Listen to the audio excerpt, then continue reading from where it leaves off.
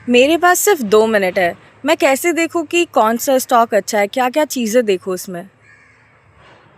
आपको फंडामेंटल और टेक्निकल दो तरह के एनालिसिस होते हैं। टेक्निकल एनालिसिस बताता है व्हेन टू बाय, चार्ट में देख रहे हैं ऊपर जा रही, प्राइस के नीचे जा रही। लेकिन उससे ज़्यादा इंपॉर्टेंट है फंडामेंटल एनालिसिस, जिसमें हम ये देखें कि जिस बिज़नेस के हम पार्टनर बनना चाह रहे हैं वो बिज़नेस कैसा परफॉर्म कर रहा है पिछले 10 क्वार्टर से, पिछले 10 सालों से।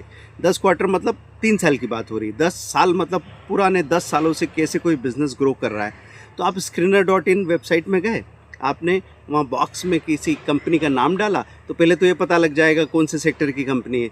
उस सेक्टर की कंपनी में आपने जाके उसका 10 क्वार्टर वाला उसमें देखा कि ईपीएस बढ़ रहा है क्या, रेवेन्यू बढ़ रहा है क्या। बस ये दो चीज़ें, वहाँ पे बहुत सारे कॉलम है, लेकिन मैं कह रहा हूँ रेवेन्यू और ईपीएस देख लो, अर्निंग पर शेयर, जो नेट प्रॉफिट को रिफ्लेक्ट करता है डायरेक्टली।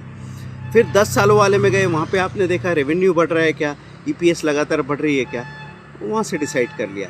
अगर आपको कन्फ्यूज़न हो रहा है कि इस सेक्टर की सबसे महंगी सबसे अच्छी कंपनी कौन सी है, तो पीई रेशो से पता लगता है कौन सी कंपनी का स्टॉक कितना ज़्यादा महंगा है रिलेटिवली। पीई रेशो क्या बताता है, कौन सा स्टॉक कितना महंगा है।